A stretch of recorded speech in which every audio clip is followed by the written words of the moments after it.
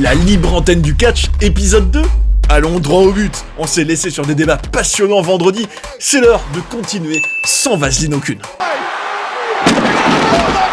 Bon, reprenons où on s'était laissé mes chers amis, et on attaque tout de suite avec un commentaire de notre très cher KDX, qui est un grand fidèle que je remercie, et qui avait des choses très intéressantes à dire, et d'ailleurs vraiment fan des mini-digressions de notre cher KDX, que j'adore, parce que ça partage le vécu, ça se transpire la passion, et j'adore. Il disait, ouais, je crois que c'est vraiment par habitude, en gros qu'on suit quand même la WWE alors que c'est une frustration permanente, sans espérer de miracle pour beaucoup d'entre nous, peu importe notre période favorite, il y a 10, 15, 20, 25 ans ou bien plus, moi perso c'est 20, 25 ans, donc si mes calculs sont bons, c'est en plein pendant l'Attitude Era, c'est vrai, parce que 20, 25 ans, ça fait entre 2000 et 2005, à peu près.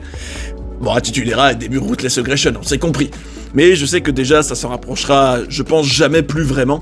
Et oui, on est bien d'accord, déjà, rien que toute la différence d'avoir tous les réseaux sociaux et toutes les coulisses et toutes les, on va dire, les révélations, les subtilités de la magie étalées au grand jour, déjà, rien que ça, ce sera plus jamais pareil, quoi. Et surtout, on met de côté tout ce qui nous faisait suer à l'époque aussi, faut rester honnête, on le fait tous. Et c'est là, alors là j'adore, là je me régale. Et perso, c'est une période de ma vie était douce, cool, bon élève, des potes passionnés par la même chose, d'autres hobbies qui me tenaient, l'équipe de France de fin 90, début 2000. Ça, fabuleux, nom d'un chien. Et puis, on a dû se frapper les purges de Domenech pendant une demi-décennie, et c'était par habitude, tiens, ça rappelle quelque chose. Ah, la Ligue 1 de l'époque a des noms inoubliables pour tous les fans. Magnifique.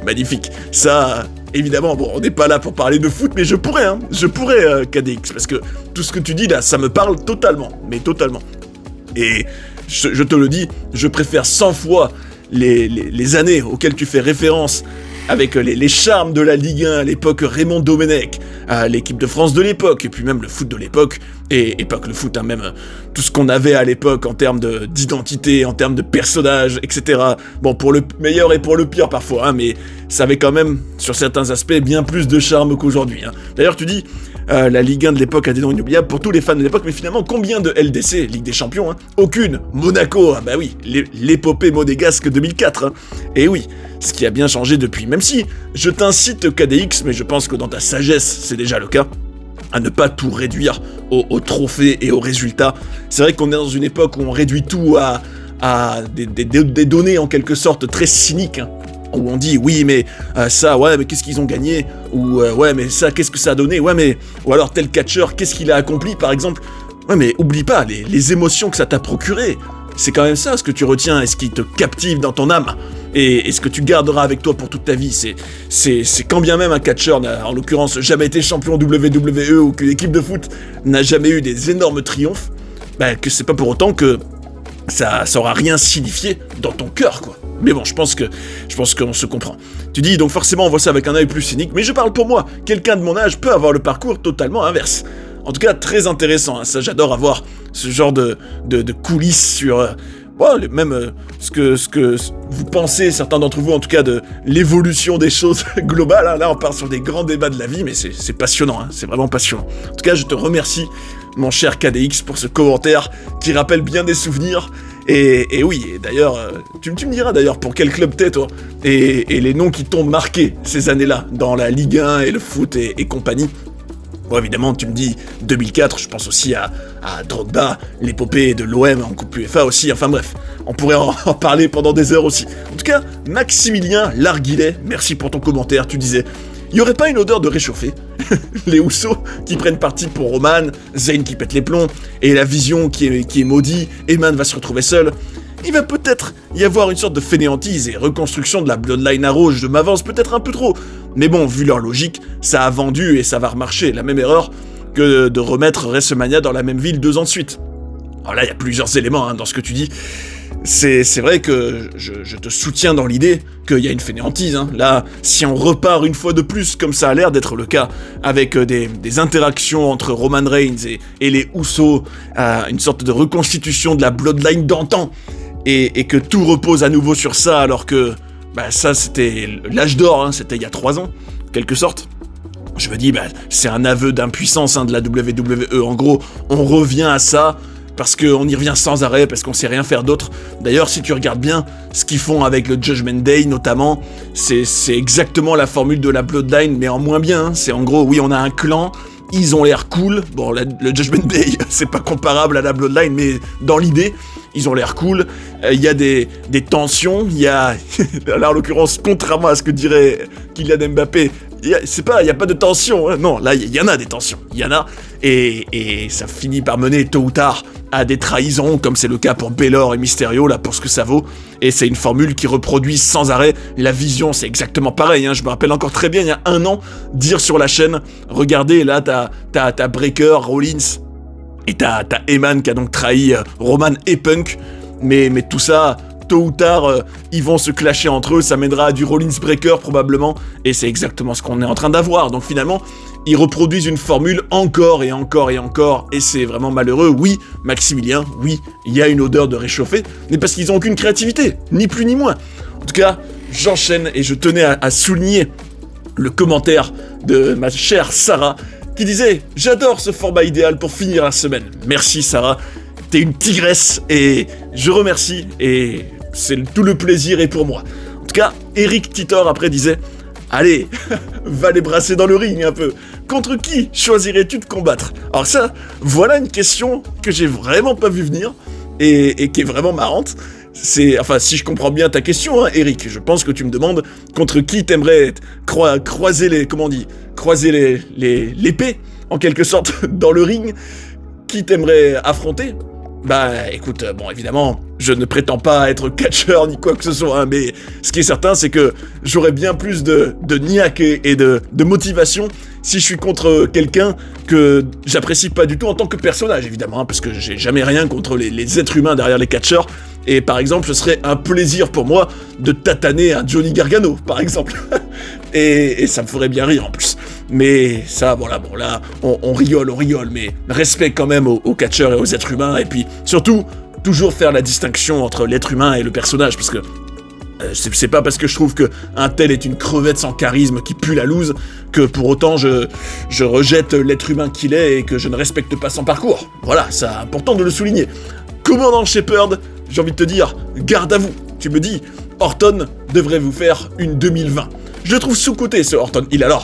T'as raison, mais pas sous-coté chez moi, hein, parce que là, pour le coup, je suis le premier à apprécier cette réinvention qui nous avait offerte le beau Randy en 2020, et je suis bien d'accord avec toi, c'était excellent en 2020. Alors c'est sûr que c'est quand même pas aussi génial que toute son époque dorée de 2009, même 2008, c'est sûr, mais il n'en demeure pas moins vrai que ce Orton-là était fringant, était possédé, était excellent dans l'acting, était peut-être meilleur en promo que jamais, et ça c'est quand même pas rien, et c'est vrai que oui, il mérite plus de reconnaissance, même si bon, je me rappelle très bien qu'à l'époque, le fait qu'il ait gagné le 14e titre dans ce run-là, avait quand même été apprécié par les fans, hein, et je pense que, non, quand même, je pense que ceux qui suivaient, hein, même si bon, c'est sûr que 2020 n'était pas une très belle époque, hein, je rappelle, c'est l'époque Performance Center, Thunderdome, bon, même si elle a aussi son charme, mais c'était quand même, voilà, on connaît les points faibles de ces mois-ci,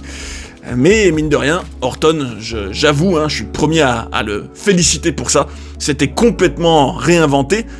J'oublierai jamais d'ailleurs ses promos avec Edge où il lui disait plus ou moins que c'était, même il le disait aussi à Beth Phoenix d'ailleurs, que c'était pour le protéger parce qu'il l'aimait, qu'il s'était retourné contre lui, enfin bon. Un Orton qui à ce moment-là était dans une période un peu faible de sa carrière, hein. Je rappelle que 2019, 2018 c'était pas fameux, hein. Il tournait un peu en rond, même si il a eu quand même quelques bons programmes, hein. Mais c'est vrai que il avait besoin d'une grosse mise en avant et d'être à nouveau important et dans un registre qui lui correspondait bien plus. Et bon, même si on peut quand même souligner que 2016-2017 était aussi pas mal, hein, pour lui quand il était avec le regretté Bray Wyatt, c'était aussi assez inédit pour lui, hein, de se retrouver un peu en esclave, bon pas totalement, mais en tout cas en étant dévoué, hein, au gourou qui était Bray Wyatt, pardon. C'était un peu nouveau pour lui, mine de rien. Et c'est vrai que je trouve qu'il devrait, alors, non pas faire une 2020, mais dans l'idée en tout cas, faire une énième réinvention. D'ailleurs, je pense que si à la fin de l'année, là, ou même sous 1 ou 2 ans, on regarde le run d'Orton de 2026 avec du recul et qu'on se dit ça ressemblait à rien d'autre ce qu'il a fait dans sa carrière, on pourra vraiment le considérer peut-être comme le plus grand de tous les temps, hein, parce que ça voudra dire qu'il aura réussi encore une fois à se réinventer dans sa longévité incroyable, hein, et ça c'est fort, ça c'est très fort, parce que réussir sur une carrière de plus de 20 ans à avoir plusieurs versions de soi qui sont tout aussi divertissantes et intéressantes les unes que les autres, ça c'est rarissime, parce que là j'ai en tête un Chris Jericho, lui on peut considérer que oui il arrive pendant l'Attitude Era, même si en réalité il était actif avant, hein, mais il a eu plusieurs personnages lui aussi, mais pas quand même au même niveau, en tout cas en termes de rayonnement, en termes d'importance sur la carte aussi, que Orton, qui a presque été main eventer presque tout le long. Même si, bon, il a eu quand même quelques temps faibles, mais mine de rien, je veux dire, un Orton qui, s'il réussit même à cet âge-là, après toute cette richesse déjà dans son parcours, à encore une fois se métamorphoser et raconter quelque chose de totalement inédit, alors ça, je me dis, ce sera vraiment la marque d'un des plus grands de tous les temps. En tout cas, on enchaîne avec notre cher Tigre Furieux, mon cher Tigre, qui disait, très intéressant, l'ultime secret pour être un bon babyface, c'est de ne pas vouloir se faire aimer. Voilà, et pour être un bon ultime heel, n'avoir aucun état d'âme. Alors ça, je trouvais ça très intéressant, et alors là, c'est assez improbable que je te sorte ça maintenant, mais c'est l'occasion. Est-ce que t'as déjà entendu parler, Tigre Furieux, de l'effet Streisand? Alors ça, peut-être que oui, en tout cas tu me diras, parce que tu m'y fais penser là. Et pourquoi je dis ça? Parce que l'idée de ne pas vouloir se faire aimer, finalement ça mène à être aimé. N'est-ce pas quand même assez paradoxal? Mais d'un autre côté, pourquoi je dis effet Streisand? Écoutez ça, là, un joli philosophe. En fait, c'est quand tu dis à quelqu'un de ne pas faire quelque chose que tu lui donnes le plus envie de faire. Exemple, n'allez surtout pas regarder ça, hein. Non, faut surtout pas. Hein. Bah là, d'ailleurs, tout comme des enfants à qui tu dis non, ça, vous touchez pas à ça, ou là, vous avez pas le droit d'aller dans cette pièce. Ah, tu peux être certain que c'est la pièce absolue où ils auront envie d'aller. Hein. Et surtout, dans les minutes ou les heures qui suivent, si tu les laisses sans surveillance ou quoi, alors là, les gamins, c'est tout ce qui les intéressera. Et n'est-ce pas quand même ouf de se dire, la race humaine, hein, que quand on nous dit, et d'ailleurs, je m'inclus aussi dedans, hein, je me dis, si tu me dis, ne fais pas ça, ou alors, je t'interdis de faire ça, peut-être même dans un côté un peu rebelle, qui n'aime pas qu'on lui dise quoi faire, et je pense pas être le seul, j'aurais envie, naturellement presque, de faire cette chose qu'on me dit de pas faire. Bon après, ça s'applique pas à tout non plus, hein, évidemment, hein, mais c'est dans l'idée, vous comprenez? Et du coup, qu'est-ce que je me dis? Je me dis qu'à l'inverse, c'est un peu un effet Streisand inversé, si on te dit quoi faire, au lieu de te dire non, ne fais pas ça, et que t'as envie de le faire quand même, par contre, si on te dit fais ça, bah là, t'auras pas envie de le faire. Est-ce que je me fais comprendre, Tigre Furieux et mes autres amis? C'est un peu, voilà, c'est cette idée-là, que si, par exemple, dans le catch, on te dicte ce que tu dois aimer, qui tu dois encourager, qui tu dois apprécier, que là, t'auras pas du tout envie de le faire. Et je me dis, c'est vrai que la race humaine, là, on part dans des grands débats, hein, mais j'ai l'impression que on n'apprécie pas, de manière globale, qu'on nous dicte quoi faire, et que la meilleure façon de provoquer un rejet chez les gens, c'est de leur, en gros, de leur dicter un peu leur conduite, leur dire oui, non, ça, il faut pas aimer, ça, il faut aimer, nanani, nanana, et ça s'applique pas que dans le catch, hein, bien sûr. Et je me dis, est-ce que les babyface actuels, notamment à Cody Rhodes, qui, tout comme Cena à d'autres époques, hein, mais là, c'est limite en limite pire, hein, genre quand tu le vois, toutes ces dernières années, hein, prendre des bébés dans ses bras, prendre plein de photos, ce qui en soi est très bien, hein, et tenter de hyper les fans en disant « Oui, bienvenue, merci d'être là, c'est grâce à vous », en gros, forcer l'amour et l'adhésion des autres, je me dis, n'est-ce pas la meilleure façon de se faire rejeter, de faire ça? Pourtant, c'est paradoxal, hein, tu pourrais te dire, pourtant les choses pourraient être très simples, tu me montres que tu veux qu'on t'aime, et tu te montres aimable, en parallèle, bah ok, je veux bien t'aimer, mais bon, j'ai l'impression que ça marche pas comme ça. Que, comme tu dis, mon cher Tigre Furieux, que, à l'image d'ailleurs d'un Stone Cold, qui est le babyface ultime, le plus populaire de tous les temps, que quand tu fais littéralement rien, où tu réclames d'être aimé, où t'en as rien à cirer, et que tu n'exiges pas, en quelque sorte, une réaction des autres, que tu ne leur imposes rien, que tu ne leur dictes pas quoi faire, quoi penser, quoi aimer, que là, on a une plus forte adhésion naturelle et authentique des gens vers le personnage en question, alors qu'à l'inverse, tout comme un Cena en mode Super Cena, genre oui, on a compris, c'est le super-héros qu'on doit aimer, mais il force notre amour, non, hors de question. Et c'est assez étonnant, Tu me diras tes théories à toi, Tigre Furieux, sur cet effet stressant de... Bah déjà, l'effet stressant tout court et l'effet stressant inversé. Est-ce que ça s'applique aussi pour toi? Est-ce que si je te dis, Tigre Furieux, aime ce gars, ou aime-moi, que là, est-ce que tu remarqueras que non, j'aime pas qu'on me dise quoi ressentir, va te faire tatati, t'as compris? Ou alors, si je te dis, non, ne m'aime surtout pas, hein, ou alors, ne fais surtout pas ça. Est-ce que tu me confirmes que c'est la chose que tu auras le plus envie de faire dans la foulée? Intéressant en tout cas. On continue avec Dimitri Melchi.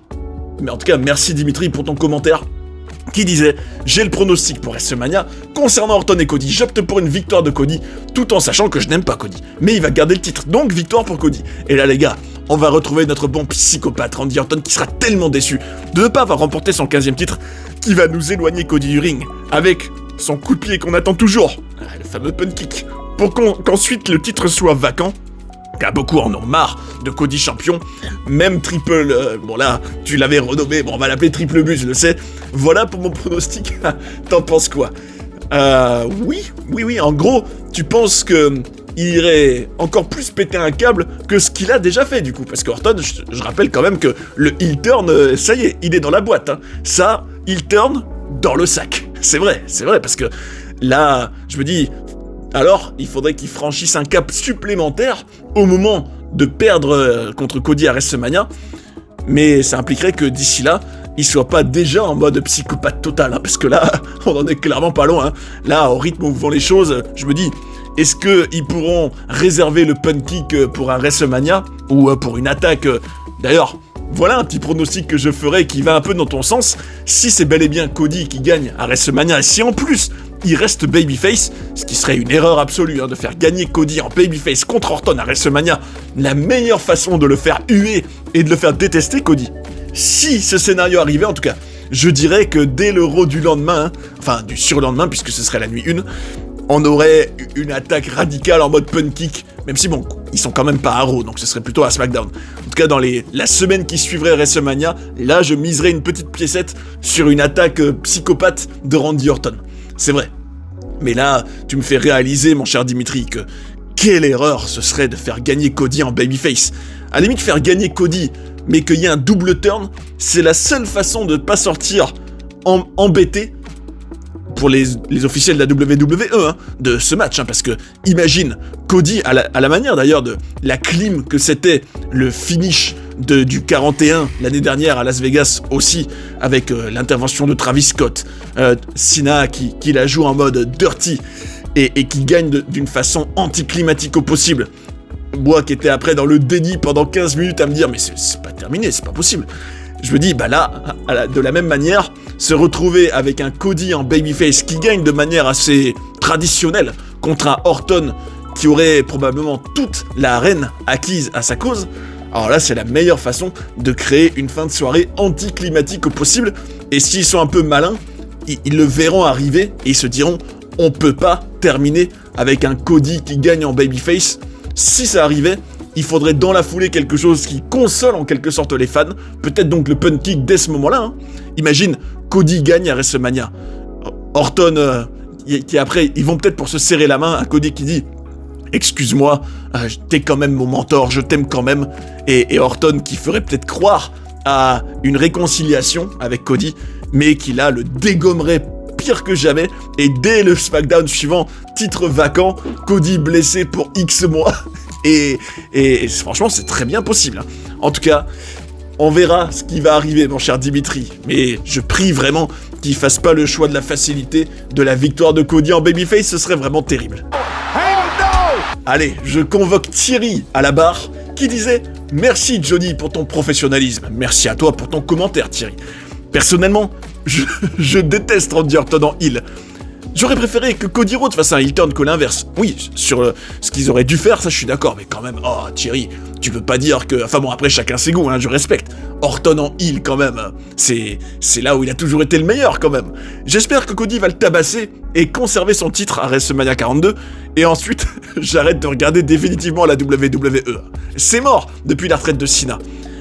Ah là là, mon cher Thierry, je peux qu'être d'accord avec toi, hein. Malheureusement, c'est un peu ce qu'on constatait récemment là. Je me dis, ça rappelle d'ailleurs un peu, vous savez, ce genre de situation où quelque chose est clairement toxique, mais par habitude, tu continues, tu redonnes espoir, enfin plutôt, tu donnes une deuxième, une troisième, une quatrième, une cinquième chance. Non-stop, et c'est un cycle, c'est une boucle nocive sans fin, hein. Parce que oui, en soi, je suis totalement d'accord. Déjà oui, la retraite de Cena, pour moi, d'ailleurs je pense que pour bon nombre de fans, et je pense que c'est aussi ton cas Thierry, il y en a plein qui se sont dit, bon bah là, ça suffit, non seulement Cena n'est plus là, mais en plus la manière dont ça s'est terminé, je pense que il y a quand même pas mal de fans qui ont décroché à partir de ce moment-là. Vous savez, des fois on a des étapes comme ça, des moments symboliques où... Il y a une rupture, Je pense que la retraite de Cena avec le recul, c'est un de ces moments où il y a plein de fans qui sont partis, tout comme d'ailleurs le heel turn de Stone Cold Steve Austin en 2001. Tu sais, à la fin de WrestleMania 17, il y a plein de fans qui, en voyant Stone Cold, leur héros, pactisé avec le diable, hein, en l'occurrence Mr. McMahon, se sont dit « Ah non, c'est pas possible. Et j'arrête de regarder, c'est une honte. » En gros, ils ont tué notre héros, ils ont tué notre personnage. C'est un peu similaire, hein, toutes ces années plus tard, ce qu'on vit avec la retraite de Cena. Là, ils ont tué un personnage qui était important dans le cœur de beaucoup de fans. Et ça a dissuadé, je pense, pas mal de personnes de revenir regarder. En tout cas, oui, je peux qu'être d'accord avec toi et je comprends ton sentiment, Thierry. Et c'est vrai que ça fait même depuis plus longtemps que ça que c'est complètement mort, hein, la WWE. C'est vrai. En tout cas, j'espère que, mine de rien, même si t'arrêteras après, que ce qu'il y aura entre Orton et Cody d'ici là te divertira quand même. Et espérons que ça puisse peut-être donner un minimum d'enthousiasme et d'envie de voir où ça va mener après WrestleMania. Espérons. En tout cas, tu disais bonne continuation à toi et à toi aussi. Et merci pour ton commentaire, Thierry. Après, on continue avec l'incroyable Fabio Juventino. Quel nom, ça claque. Qui disait... Brock Lesnar est un bon pro, au-delà d'être un grand entertainer. Quand il apprécie un catcheur, il n'a aucun problème à le mettre en valeur. Évidemment, tu fais référence à son attitude vis-à-vis d'Oba Femi depuis le début de la rivalité, ce qui est très bien. Simplement que voilà, le match doit être court pour qu'on assiste à quelque chose de sympa. Faire 30 minutes de match pour enchaîner des temps morts, ça sert à rien. Je suis d'accord avec toi, Fabio. Oui, on va probablement avoir un match très court quoi qu'il arrive, hein, parce que Brock Lesnar, surtout depuis 2016, hein, comme je disais, depuis 10 ans, c'est finisher, et jamais plus de 10 minutes. Hein. Voilà, donc on aura probablement un match très court et expéditif à WrestleMania, et ça, bon, est-ce qu'il faut attendre quoi que ce soit de plus ? Non. Avec Brock Lesnar, de toute façon, on sait ce qui nous attend, hein. On sait ce qu'on va bouffer, on connaît la carte, mais à suivre en tout cas, à suivre. Et c'est vrai que j'en profite d'ailleurs pour faire un mini coup de gueule. Quand tu dis enchaîner des temps morts, ça sert à rien, je suis bien d'accord. Et c'est le problème, par exemple, tu sais, le John Cena Cody Rhodes de WrestleMania 41, tout comme d'ailleurs le John Cena Randy Orton de Backlash juste après, pour moi c'était ça. Hein. C'était des matchs qui duraient une demi-heure à peu près, mais où on passait de spot en spot avec plein de temps morts au milieu, et je déteste cette façon de catcher qui semble être devenue la norme depuis quelques années, sous Triple H et autres triple buzz en tout genre. C'est que, au lieu d'avoir des matchs qui ressemblent à des bagarres fluides entre des mecs qui se détestent, ou des meufs, hein, pareil, t'as beaucoup plus l'impression de voir deux danseurs, deux chorégraphes ou deux artistes, hein, qui exécutent de manière synchronisée, avec des pauses et des reprises, une succession de danses ou de chorégraphies qui paraissent entièrement chorégraphiées, justement.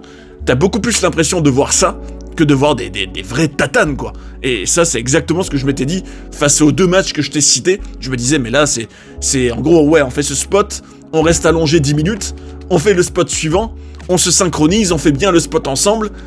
Alors que, moi je prends toujours l'exemple de Stone Cold contre Bret Hart en 97, où t'avais rien de tout ça, c'était tout le match, non-stop, se donner des droites, se maraver, se gueuler dessus, être vraiment des durs à cuire qui se défoncent, hein. Je me dis, là, t'avais l'impression de voir une vraie bagarre. Enfin bref, sa boxe, à ton tour maintenant. Tu disais, Lesnar qui a refusé Gunther, merci, trop tôt. Et Rollins versus Lesnar, pour moi, ça me vend du rêve en 2026. Bah écoute, avec tout le respect, je suis pas d'accord. Pardon, hein. Mais moi, je me rappelle encore très bien de 2019, c'était vraiment pas fameux.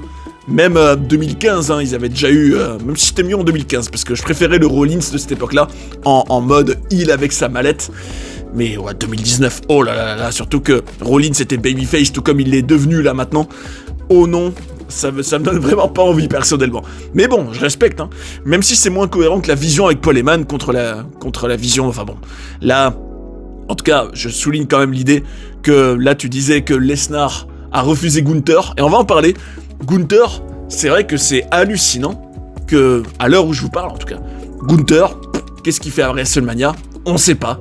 C'est dingue, hein. Le gars, on l'a construit pendant des mois à nous faire suer avec le career killer, mais à la retraite Cena, mais à la retraite Goldberg, mais à la retraite AJ Styles, que tout ça, juste parce que Rey Mysterio s'est blessé, ils ont pas de plan B, ils savent pas quoi faire de lui.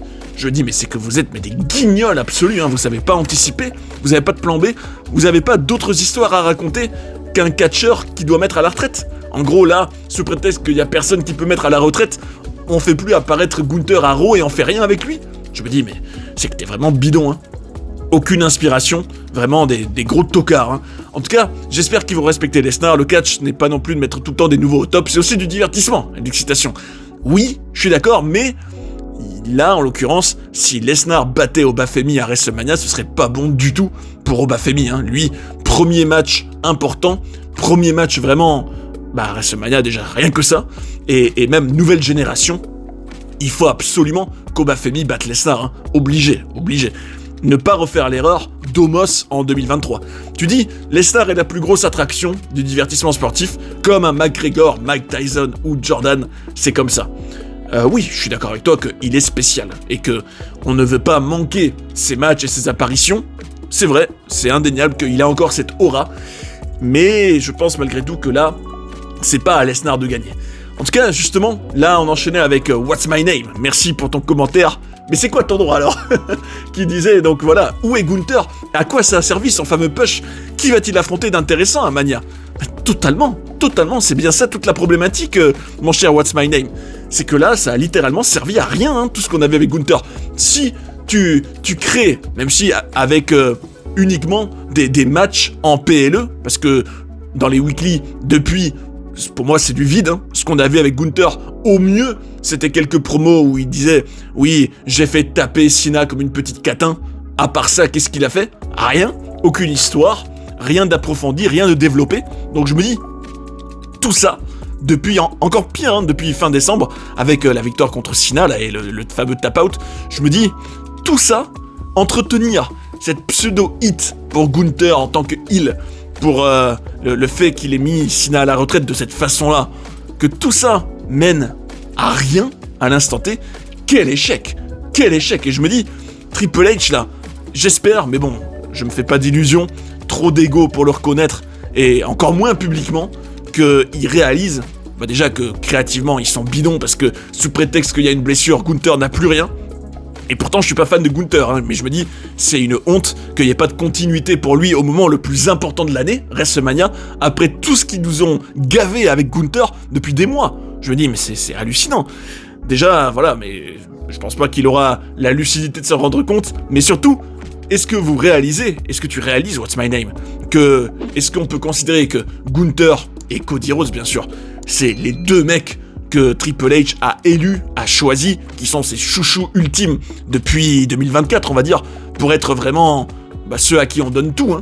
Je veux dire, là, est-ce que t'as deux gars qui sont vraiment, qui ont vraiment éclos, en quelque sorte, depuis 2-3 ans, là, et non pas les Roman Reigns et compagnie, qui eux étaient déjà là avant, et qu'on déjà eu avant lui, avant cette époque. Je me dis, est-ce que, à part Cody et Gunther, est-ce qu'il y a d'autres catcheurs, en l'occurrence masculins, qui ont eu plus, sur qui on a plus misé? Franchement, je crois pas, hein. Dire Cody Rhodes, on lui a tout donné. Pareil pour Gunther.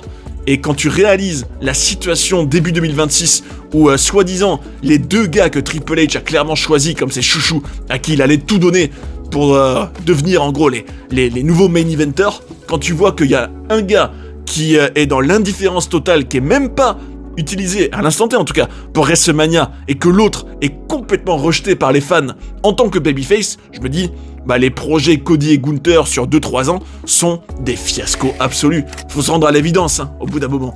En tout cas, on enchaîne avec l'incroyable, que j'adore, Smart Hall. Merci à toi pour ton commentaire. Tu disais, excellente vidéo Johnny, merci. La démarche d'Oba Family peut potentiellement devenir culte avec le temps. Ah, j'adore sa danse, j'adore. C'est sûrement son Altesse qui l'a repéré.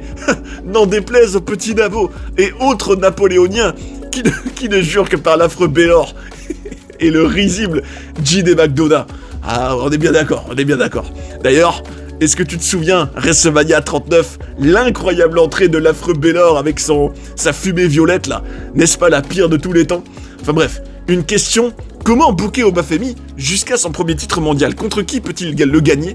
L'affiche Femi versus Breaker n'est-elle pas potentiellement le Cena Orton des temps à venir? À la tienne, Johnny. Santé, mon cher Smartol. Bonne question. Alors, laisse-moi réfléchir en direct. Comment booker Oba Femi? Déjà, je pense que première étape, gagner contre Brock à WrestleMania, c'est une façon de le légitimiser direct et un accomplissement à mettre à son arc qui marquerait les esprits. Quand même, se dire, moi, Oba Femi, j'ai battu Brock Lesnar à WrestleMania, c'est pas rien. Et éventuellement continuer dans son invincibilité, même si le problème de ce genre de personnage fort et sauvage et larger than life, à la manière un peu d'un Umaga jadis, c'est que tout ne doit pas reposer sur son aura et sur son invincibilité.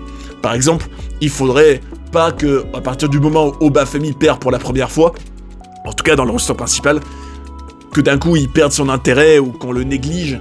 Il faut que tout ne repose pas déjà sur le sportif et les matchs. Et ça, c'est une erreur que la WWE a tellement faite, en gros, de construire un personnage purement autour de ses victoires. Et à partir du moment où il ne gagne plus, il perd tout son intérêt.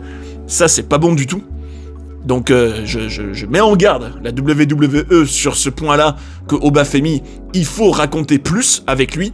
Il faut construire une vraie identité et ne pas se contenter de domination physique. Il faut plus que ça. Mais je suis pas naïf, je pense qu'on n'aura pas plus que ça. Mais bon, mine de rien, contre qui peut-il le gagner? Justement, tu parles d'un Oba Femi Bron Breakker. Est-ce que un jour, Oba Femi, ça se trouve, ça arrivera dès 2027. Ça se trouve, Oba Femi va donc battre Lesnar à WrestleMania, peut-être continuer un peu la rivalité, rester fort, maraver, avoir une rivalité intermédiaire peut-être.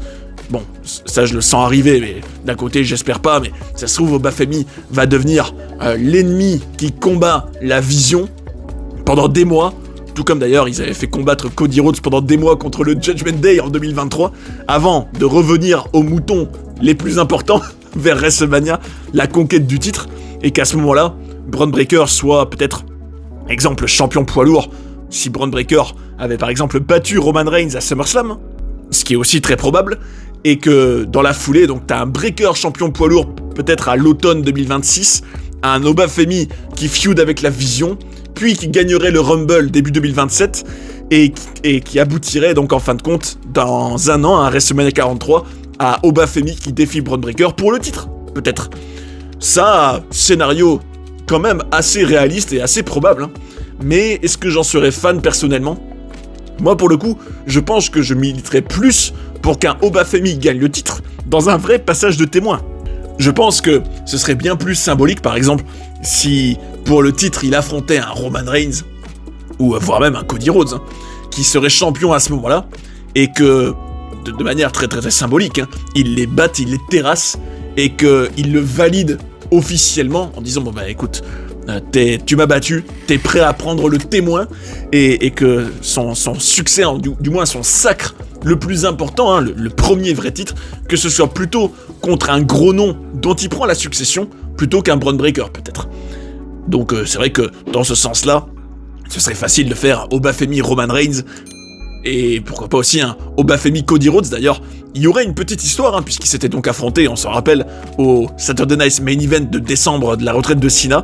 Il pourrait se réaffronter avec un Cody champion, mais peut-être heel à ce moment-là, un Obafemi qui serait entre-temps un babyface, même si babyface mais pas niais et débile, hein, un babyface puissant et dominant, qui serait prêt à aller plus haut, à conquérir plus, et qui irait défier un Cody Rhodes en lui disant « Écoute Cody, même s'il faudrait que ce soit quelqu'un qui parle à la place d'Obafemi, parce que c'est pas bon d'humaniser Obafemi, il faut qu'il reste une bête silencieuse qui dégomme.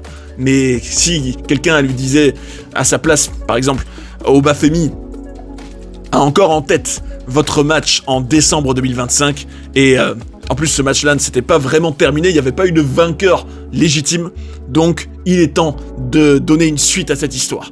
Voilà en tout cas, mon cher Smartol, la façon dont je pense qu'il vaudrait mieux écrire tout ça, et on verra ce qui va arriver. En tout cas, il y a un commentaire qui nous attend, qui est incroyable, qui s'appelle, alors notre camarade Crasher Kreen, qu'est-ce qu'il avait à nous dire? Suspense. Alors c'était fabuleux parce que notre cher Crasher disait « Coucou Johnny, j'ai officiellement rejoint ta chaîne après tant d'heures à écouter les contenus que tu proposais. Déjà, merci du fond du cœur pour ton aide et pour ton soutien. Merci beaucoup. Vraiment ça m'aide et je t'en suis très reconnaissant et je te souhaite la bienvenue de manière officielle en tout cas dans la communauté. Et je te remercie pour ta fidélité. Tu disais, j'écoute tes podcasts quasiment tous les matins au travail. Oui, je peux bosser et entendre tes analyses très qualitatives.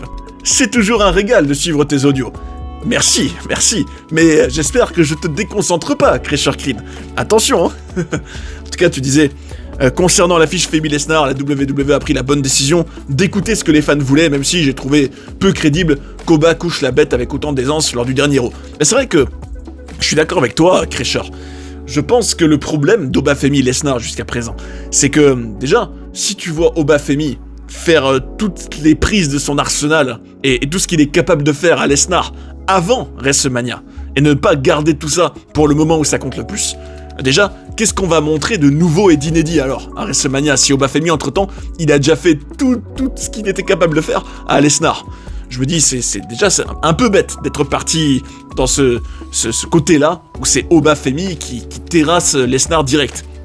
Même si on imagine bien que Lesnar va avoir des périodes, enfin en tout cas quelques shows probablement, où c'est lui qui aura le dernier mot. Ok, bon. Après, c'est sûr que ça aurait été par exemple le plus marquant pour construire Obafemi en tant que babyface avec une victoire à WrestleMania, que Brock Lesnar représente un peu sa kryptonite pendant plusieurs semaines, et qu'il n'arrive pas à prendre le dessus sur lui pour au final y arriver à WrestleMania. Ça d'ailleurs, ça me rappelle bien sûr, ça c'est un schéma qu'on a vu et revu, c'est vrai, dans le catch, mais qui a quand même toujours fonctionné, hein. Quand un babyface est comme dominé par un heel pendant tout le build-up et n'arrive pas à le dominer, mais qu'on réserve pour le moment important, le pay-per-view, sa victoire éclatante, hein. C'est comme le body slam d'Hulk Hogan sur André le Géant, hein, jadis. Là, on remonte vraiment très très loin, mais en gros, à Hulk Hogan qui n'arrive pas à bouger André le Géant pendant les semaines d'avant, et qui, le jour où ça compte le plus, fait enfin le body slam. Et ça devient peut-être la prise, le moment le plus impactant de toutes ces années-là, quand Hulk Hogan a enfin réussi à terrasser le géant. Je me dis, avoir un Brock Lesnar qui contre chaque moment où Obafemi tentait de le dominer tout le long, pour qu'Obafemi réussisse enfin à le faire à WrestleMania, ça aurait été bien plus valorisant pour Obafemi, et ça l'aurait construit comme une méga star au moment où ça compte le plus. Mais bon, après, peut-être que c'est un peu vieux jeu et répétitif ce que je suis en train de dire, donc on peut aussi partir sur autre chose, hein. En tout cas, tu disais, je vais te présenter ce qui ferait un bon scénario de cette rencontre de mon point de vue, j'aimerais savoir si t'es d'accord. Alors, on va lire ça avec grand intérêt et curiosité, mon cher Crasher.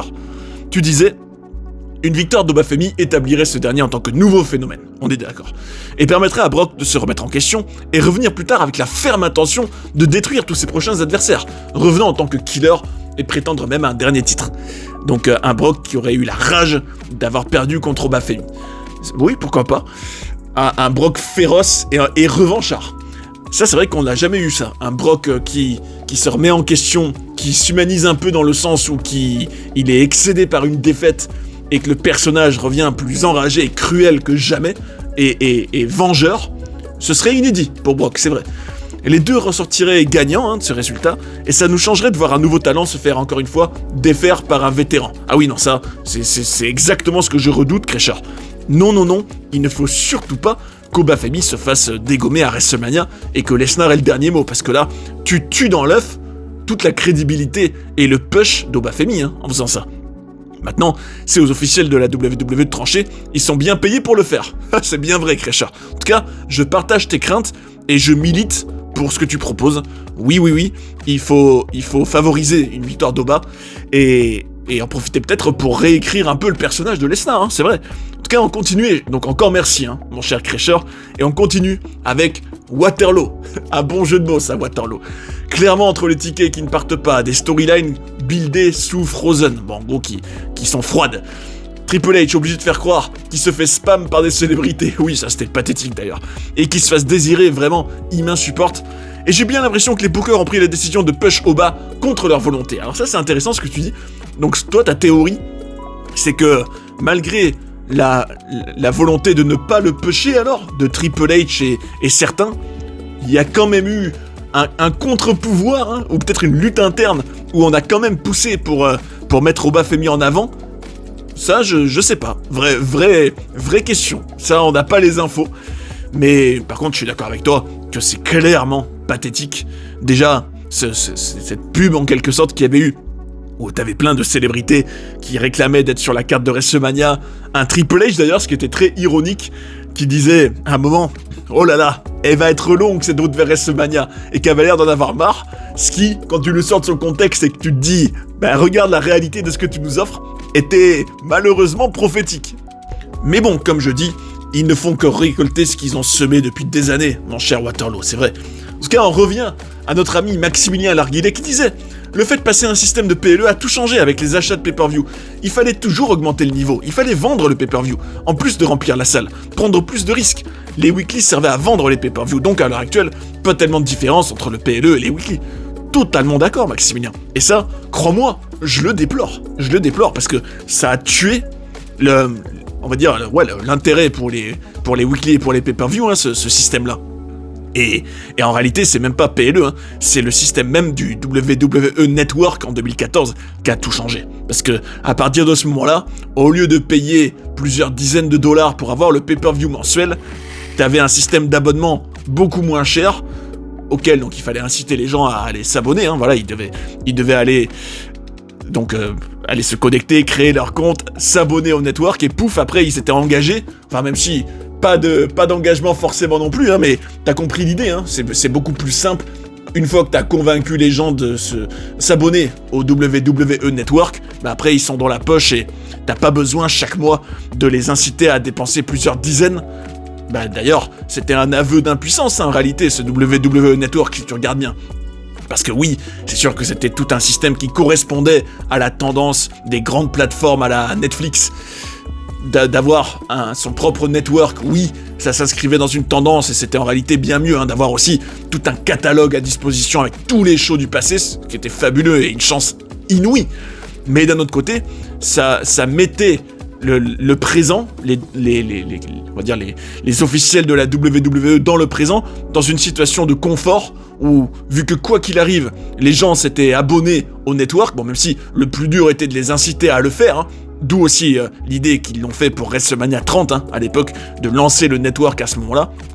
Et je me dis, une fois que en gros les gens étaient abonnés, ils étaient dans la poche et plus besoin de vendre à tout prix un pay-per-view.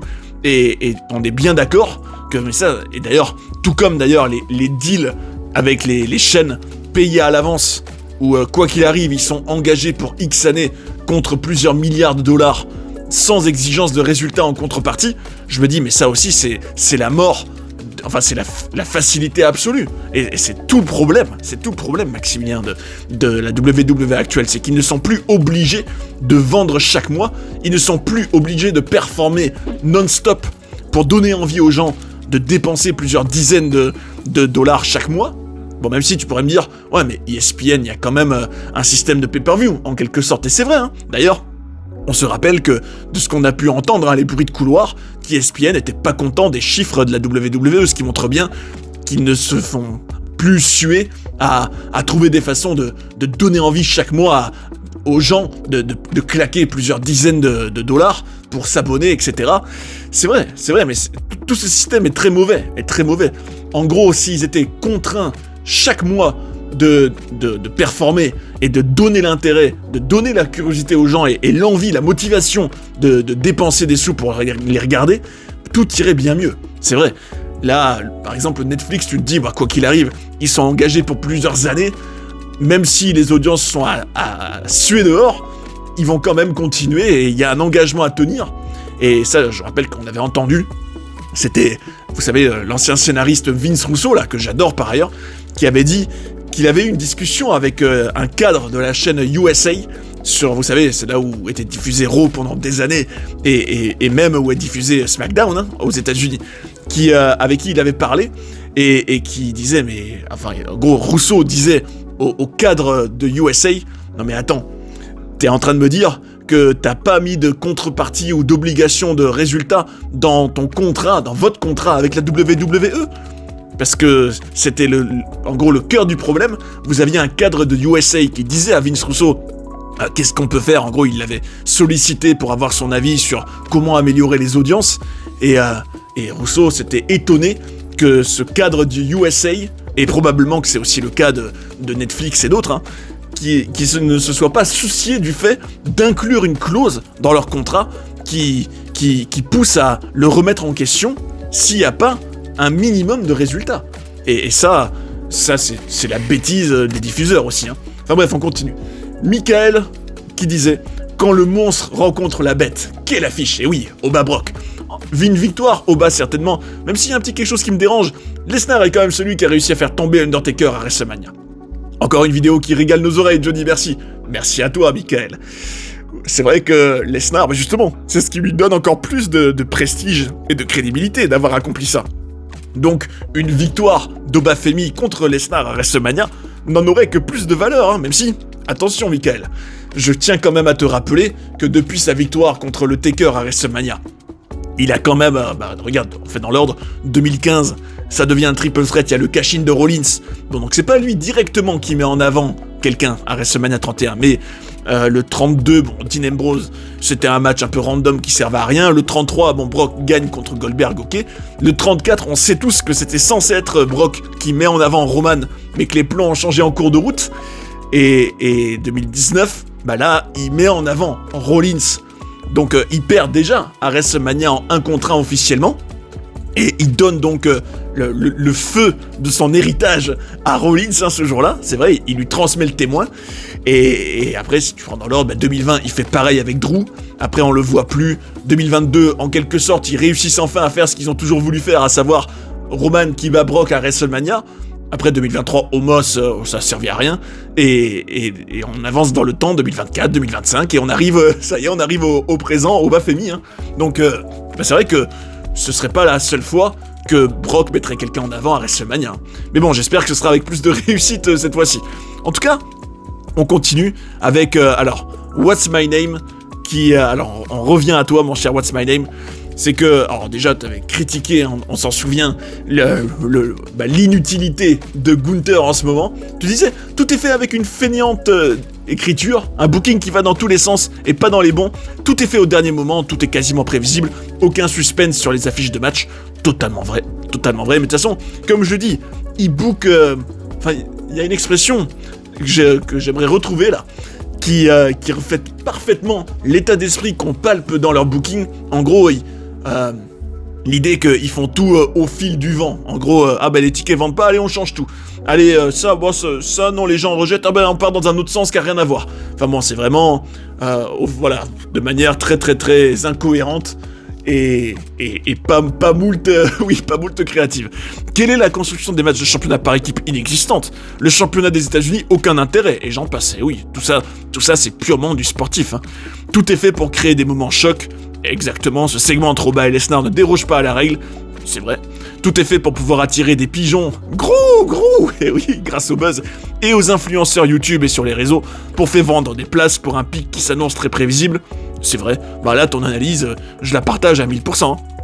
Entre Rollins qui est devenu un Power Ranger, Randy qui turn sur Cody alors que ça aurait dû être l'inverse. D'ailleurs, le turn, il sort de nulle part. Hein. Il n'y a eu aucun signe que Randy pouvait turn sur Cody toute cette année. Et là, d'un coup, on nous sort la carte des voix dans la tête. Alors, pas totalement d'accord, What's My Name, parce que rappelle-toi le nombre de moments lourds où Randy regardait le titre de Cody dans leur segment et réfléchissait déjà à peut-être faire un in-turn. D'ailleurs, on nous l'avait un peu teasé à Night of Champions 2025. Pour moi, c'est une excuse pour pas trop réfléchir à construire une histoire solide entre Randy et Cody. Oui, c'est vrai que t'as raison, ils ont choisi la facilité. C'est affligeant de voir le gâchis du potentiel qu'on aurait pu avoir entre ces deux-là en termes d'histoire et d'émotion. C'est vrai, même si c'est pas fini. Attention, il peut encore y avoir de la profondeur, surtout si Ted DiBiase est impliqué et qu'on se puise bien plus dans leur passé commun. C'est vrai, ça peut encore arriver, même si ça aurait eu plus de sens déjà que ce soit Cody. On est d'accord. Et tu dis, mais c'est déjà un scandale que Brock soit à la WWE avec tous les scandales qui le suivent actuellement. Alors oui, ça c'est encore un autre débat. Tu dis, même si on fait abstraction de ça, le seul résultat que doit donner ce match, c'est la victoire d'Oba sur Brock, on est d'accord. Parce que si c'est Brock qui gagne, il enterre toute la hype. Et oui, c'est pour ça que tu dis, ça risque énormément de le pénaliser pour la suite, Obafemi. Totalement vrai, c'est le gros danger pour Obafemi, ça. En tout cas, je salue ton analyse, What's My Name, on est bien d'accord. Et c'est vrai qu'on essaye de transformer c'est de la confiture donnée à des cochons. J'aime bien cette expression. En gros, là, on transforme ce qui est clairement de la bouse en confiture. On essaye d'y trouver du sens et d'y trouver de l'intérêt. Alors qu'en réalité, oui, c'est claqué au sol, comme on aime bien dire.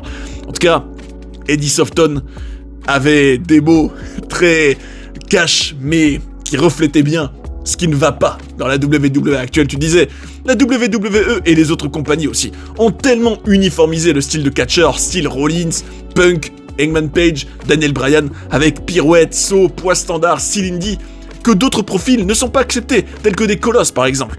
Alors ça, c'est très intéressant ce que tu dis. Est-ce que dans l'époque actuelle, dominée par l'état d'esprit indie et les profils indie et marks en tout genre, est-ce que les colosses sont plus rejetés qu'avant ? Oui. Ah oui, ça se vérifie, ça se vérifie. En gros, à partir du moment où on voit que quelqu'un, à partir du moment où les pigeons du web et les tocards en tout genre éclopés disent « Ah mais non, un tel c'est un colosse, ouais mais il sait pas catcher, il sait pas faire de spot, il sait pas faire de pirouette, c'est nul », il est complètement rejeté. C'est pour ça d'ailleurs que je pense que Obafemi ne va pas tarder à être détesté par des fans, parce que il a pas du tout ce style uniformisé, de pirouette, de spot, en gros à la indie quoi, que les fans du web adorent. Donc je me dis, tôt ou tard, on va le rejeter, je pense. Parce que il y a que le saint in-ring qui compte pour beaucoup de fans, malheureusement. Enfin, les rescapés qui ont pas fui. C'est vrai, on pourrait appeler les marks les rescapés, c'est vrai. En tout cas, je continue, mais en tout cas, t'as totalement raison, Eddie. Je continue, Madara Uchiha. Bon, après, je sens la clim où Lesnar va mettre 15 suplex à Oba, et puis le battre en 5 minutes. Malheureusement, c'est vraiment un risque, mais j'espère pas. En tout cas, on continue avec Julien. Salut Johnny, continue comme ça, tu me régales. Merci à toi, Julien. Johnny, j'ai bien peur qu'on soit déçu par cet appel mystère. Et oui, là, on reparle du fameux interlocuteur de Orton au téléphone. La WWE aime tellement nous hyper en ce moment pour qu'au final ça soit un pétard mouillé. La preuve avec cette boîte mystère où c'était Danhausen. J'espère me tromper et qu'on soit tous surpris. Mais d'ailleurs, ce qui est marrant, et je parlais de relations toxiques un peu qu'on a avec la WWE pour certains, et je m'inclus dedans, c'est que à chaque fois, ils nous font miroiter des nouvelles choses et on redonne espoir, on redonne une nouvelle chance pour être au final encore et toujours déçu. C'est un cycle sans fin. Et je me dis, là c'est vrai que connaissant la WWE, tout est réuni pour que ce soit une fois de plus un cliffhanger, bon vite fait, en tout cas un mystère qu'ils ont créé qui ne mène à rien ou qui ne mène à rien d'intéressant. Mais il y a très, très forte chance, à l'image de Danhausen justement. Mais d'un autre côté, je me dis, là, ils sont bien obligés que ça mène quelque part, l'interlocuteur mystère. Je me dis, quand bien même, c'est un dénouement improbable comme... non, en fait, Orton se parlait tout seul. Ou alors, un cas de figure qui serait peut-être pas à la hauteur d'un Ted DiBiase ou d'un The Rock. Je me dis, ça va bien mener quelque part. Après non, là où ce serait un pétard mouillé, c'est que ce soit jamais résolu. Ou alors que ce soit résolu dans 3 ans, au moment où tout le monde s'en bat les roubibi.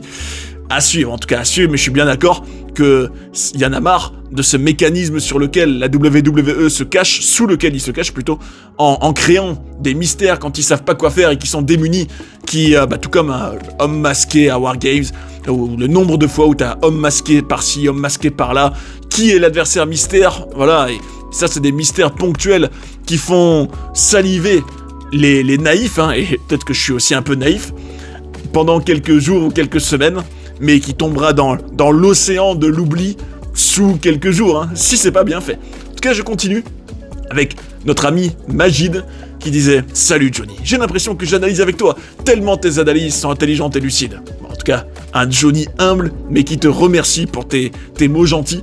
Et tu me demandais mon avis sur le cas Bron Breakker. C'est mon catcheur préféré, tu disais, du côté de Raw, je vais aller loin, je le vois comme le futur visage. Bah moi aussi, hein, moi aussi. Je pense comme toi que il y en a pas, dans sa génération en tout cas, et dans les nouveaux, qui dégagent autant de charisme que lui. Très bon niveau au micro, c'est vrai, Bron Breakker a déjà été capable de faire d'excellentes promos intensives, et tu dis une explosivité dans le ring hallucinante, totalement vrai. C'est vrai qu'il est très très bon sur ça.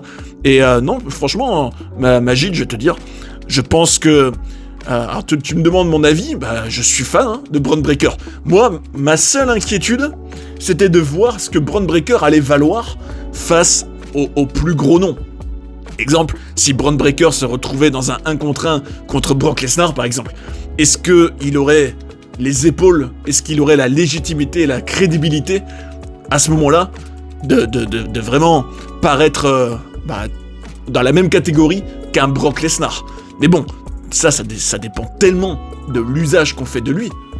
Bron Breakker, si tu le bookes bien, que tu le fais gagner, que tu le fais construire un vrai bon personnage intense et explosif, en le mettant en avant régulièrement, il n'y a pas de problème pour être parfaitement crédible et digne face à un Brock Lesnar ou un Roman Reigns, comme ça pourrait sans doute arriver je dirais en deuxième partie d'année 2026, si Roman Reigns est champion poids lourd et qu'ils s'affrontent tous les deux.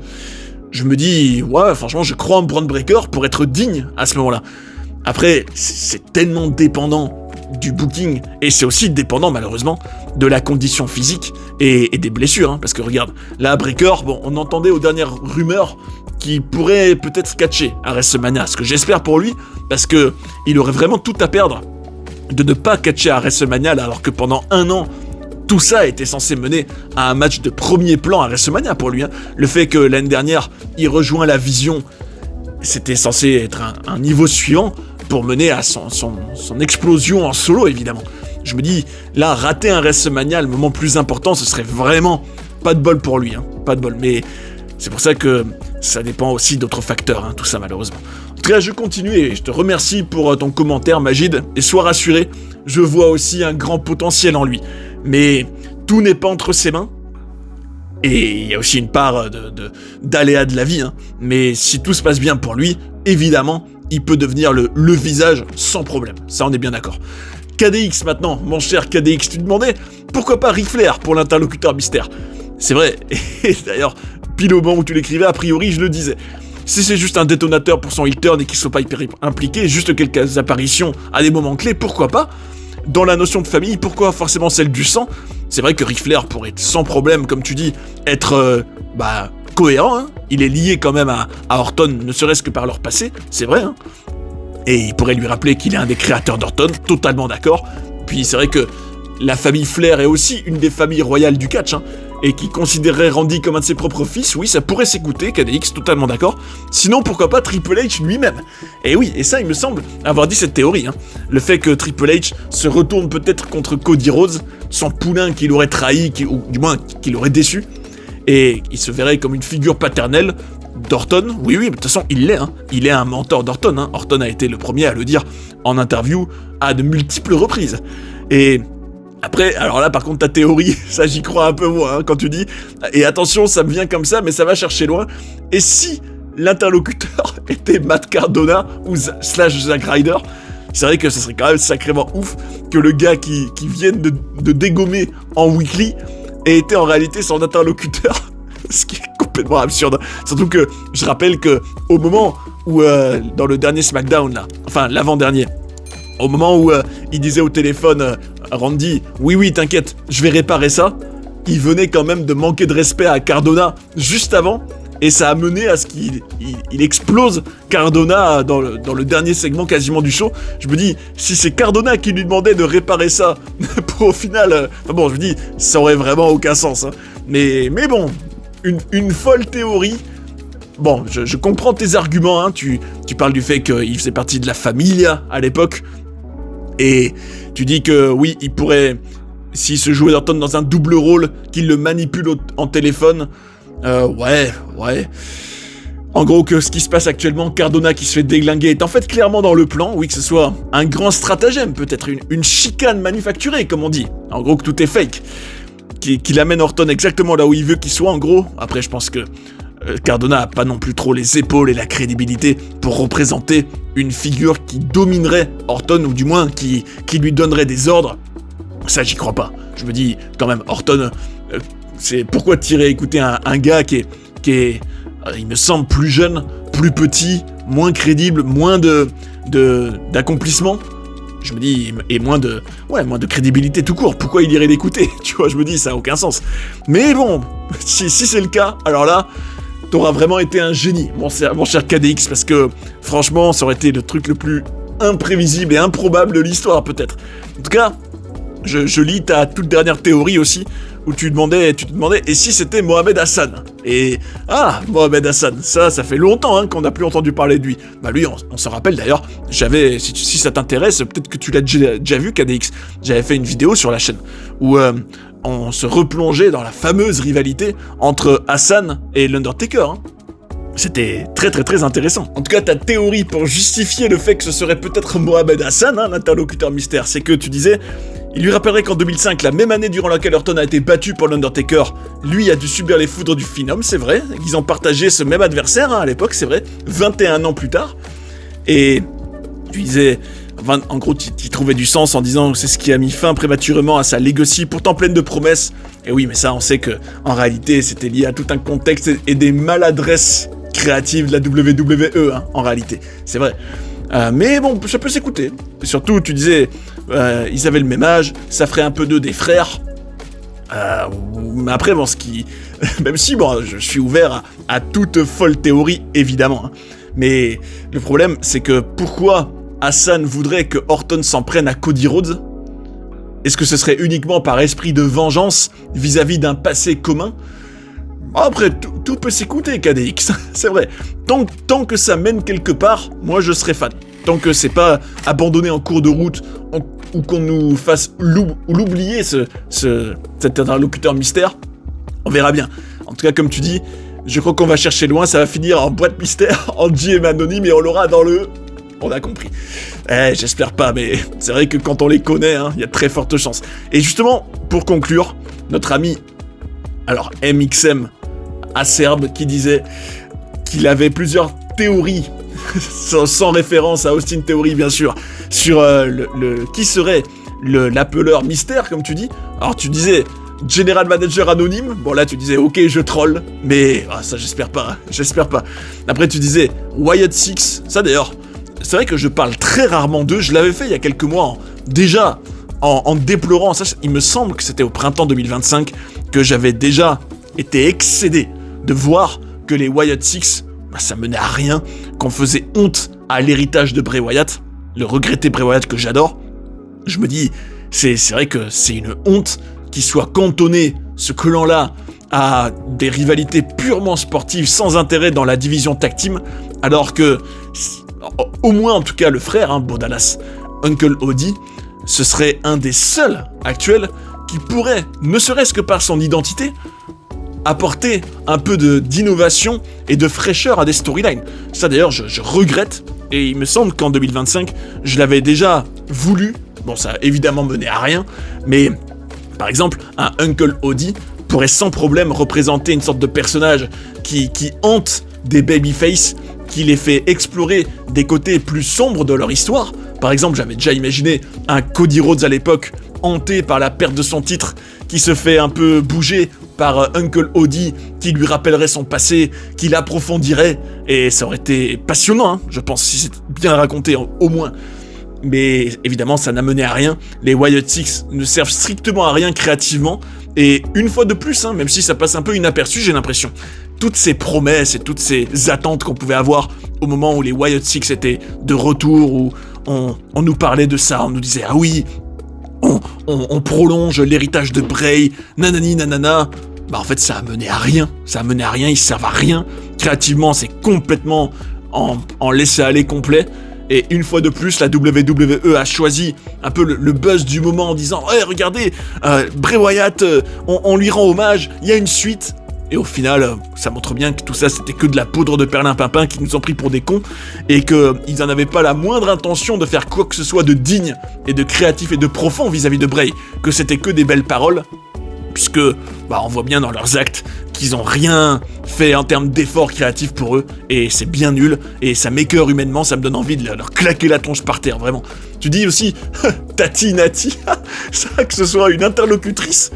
Ah, pourquoi pas, même si elle aurait vraiment rien à voir avec l'histoire. Hein. Alors, même si je tiens à te... Oh, attention, je dis ça de manière humoristique, bien sûr. Hein. Te recadrer sur un de tes choix, même si pour recadrer est un mot très fort, évidemment. Hein. Tout est, bienveillance et humour, ne t'inquiète pas. Tu disais que l'appeleur mystère pourrait être The Rock, mais tu disais le choix le plus frustrant potentiellement, car on sait d'avance qu'on serait déçu. Mais pourquoi tu dis ça? Comment tu peux dire ça, mon cher MXM Acerbe? Là, tu te réfères à 2025, où on le sait bien qu'il y a eu des problèmes entre The Rock et Triple H qui ont mené à ce qu'on soit déçu de son absence à WrestleMania et tous les mois suivants. Mais je te rappelle que quand il n'y a pas de problème d'ego ou de désaccord créatif, The Rock, quand il est là, en tout cas depuis 2024, que c'est pas du tout de la déception. Hein. Excuse-moi. Et au contraire, je pense que si par miracle, ils avaient dépassé leur querelle d'ego là, et qui seraient aptes, je sais pas si c'est le mot, mais en tout cas, ok, d'accord, pour se réimpliquer, que ce serait la meilleure façon de réapporter un peu d'intérêt et de fraîcheur et de divertissement. Je te rappelle que sans lui, la route vers WrestleMania 40 aurait été nulle à suer, quand même, et que en soi, le personnage du Final Boss et tout ce qu'il est capable d'apporter, bon, évidemment, je sais que tout le monde n'est pas d'accord avec moi, mais que quand c'est libéré de problèmes en coulisses, c'est génial, c'est vrai. Et après, évidemment, ce qui est quand même un problème avec The Rock, là, c'est peut-être pour ça que tu dis qu'on serait déçu, c'est que, ne serait-ce que par son planning, il peut pas s'impliquer beaucoup. Il peut être là peut-être par période, pour une route vers WrestleMania, peut-être. Même si ça impliquerait qu'il fasse passer la WWE au premier plan, peut-être pendant une période. Et je me dis, non, un The Rock présent, et qui peut être présent, et qui n'est pas remis en question par les choix de t'as compris, de Triple H qui a sa propre vision, nanani nanana, non, ça peut être génial, mais bon, tout est dans ce qui se passe vraiment en coulisses, quoi. Après tu dis, Braun Breaker, en théorie, qui pourrait être l'appeleur mystère, référence à sa famille, ouais, les Steiner, c'est vrai que c'est aussi une famille royale en quelque sorte, pour que Randy vire le titre à un rival de la Vision. Ouais, Cody, rival de la Vision, oui et non. De toute façon, les babyface actuels, dès qu'il y a un clan heel qui se forme, ils sont automatiquement l'ennemi du clan heel. Ce qui est ridicule, évidemment. Choix osé, mais ouais. Je vois pas vraiment le lien. Enfin, en tout cas, il est pas suffisamment intéressant entre Cody, ennemi de la Vision. Je me dis, ouais, ce serait vraiment quand même un peu anticlimatique de découvrir ça. Même si Braun Breaker mérite un spotlight, je dis pas le contraire. Mais bon, ce qui était vraiment super, c'est quand tu disais Ted DiBiase, et je pense qu'on se dirige vers ça, et tu dis que ce serait plausible et tellement américain. C'est vrai que ce serait un sacré coup de théâtre. Et en tout cas, je me demande lequel ce sera parmi peut-être tes pistes. Et c'est un vrai suspense actuel. Après, donc, alors, il y a encore quelques amis auxquels j'ai envie de réagir, là. Mix 135, Roman Punk, c'est nul, parce qu'aucun ne veut faire un move de heel. Alors ça, je t'invite à voir le Johnny Cat Show d'hier, qui est exclusivement dédié, mon cher Mix, à la rivalité Roman Punk, qui est effectivement très décevante pour le moment. Et ensuite, alors on a Chouinho, excellent pseudo. Faudra pas être choqué dans quelques mois de voir que les femmes ont leur chance dans le main event. Elles le méritent au vu de ce qu'elles produisent actuellement à Raw. Bravo à elles pour tout leur travail et pour tout ce qu'elles font pour la WWE. À ça je dis oui, notamment Stephanie Vaquer et la feud contre Liv Morgan qui est en réalité pas mal du tout, comme je disais il y a quelques jours. Et oui, Chouinho, après j'ai envie de te dire, tu sais, les femmes ont déjà leur chance dans les main events. Je te rappelle WrestleMania 35, le triple threat main event féminin. Donc non, ça, c'est pas vraiment nouveau que les femmes aient leur chance dans le main event. Et après, évidemment, on ne peut que respecter le fait qu'elles se donnent corps et âme pour mériter leur place. Bon, après moi, tu connais peut-être mes réticences sur la paresse créative autour de leur rivalité, même si Stephanie Wacker et Liv Morgan montrent un peu le contraire pour une fois, mais de manière globale, c'est très pauvre et expédié, hein, en général, créativement parlant. Mais voilà, je pense que si c'est fait avec soin, que les femmes peuvent être largement dans le main event, à condition, une fois de plus, hein. Moi, de toute façon, je rejoins ce que disait Ronda Rousey à une époque. Tu sais, il faut pas être progressiste juste pour être progressiste.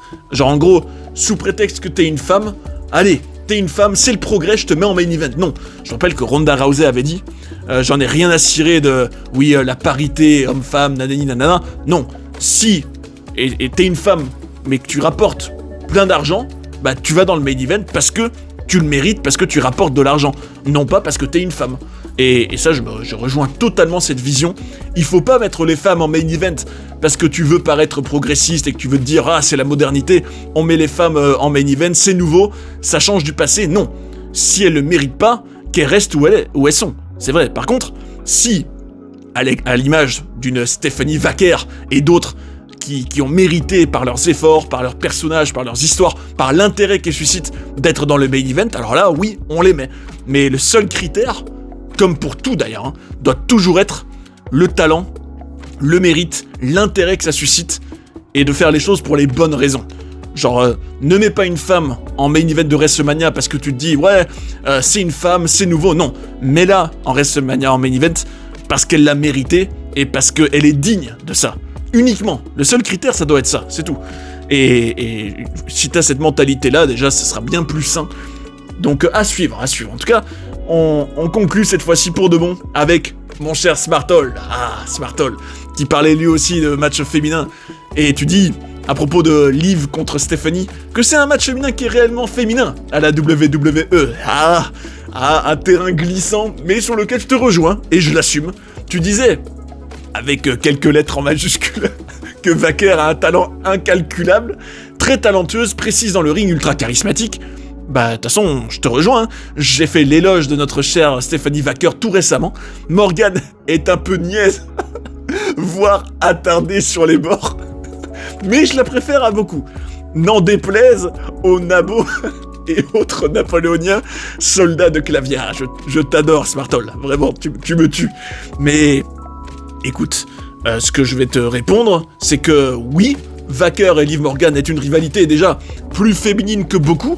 Bah, je vais te dire honnêtement, hein, je préfère voir une brune, est-ce que je peux l'appeler, bon, avec tout le respect bien sûr, hein, une brune plantureuse, je sais pas si, bon, écoutez, je l'assume, brune plantureuse en mode latina, mais hargneuse, qui revient de loin, contre la petite blonde en mode pourri gâté, voire attardée sur les bords, mais qui a au moins un peu plus de féminité que d'autres. Je préfère largement voir ça que, bah, j'imagine, hein, une Rhea Ripley, une gothique masculinisée au possible, contre, même si mon Jade Cargill, je l'aime bien, j'imagine si Rhea Ripley était contre une, je sais pas moi, vous savez, le genre de profil à la Shotzi Blackheart, tu sais, les meufs comme ça, qui avaient des cheveux colorés, voire même quasiment pas de cheveux, je me dis, qui étaient pas du tout charmantes, qui étaient... Enfin, après, bon, là, on pourrait croire, ouais, mais il y a plus que la beauté et tout, ouais, mais il faut quand même un minimum de charisme, et oui, tout comme j'exige qu'un catcheur doit être viril, bah, pour moi, une catcheuse doit être féminine aussi, c'est vrai. Faut pas chercher à masculiniser, ni à féminiser les hommes de l'autre côté. Non, pour moi, c'est important que, bah là, en l'occurrence, Stephanie contre Liv, ça dégage au moins une certaine féminité. Et c'est très bien, il y a pas de honte à ça, hein. Ça, c'est les discours woke de mes roubibis de ces dernières années, qui nous font croire, ouais, tout ça, c'est archaïque, nanani nana, mais fermez vos... Enfin, vous avez compris, arrêtez.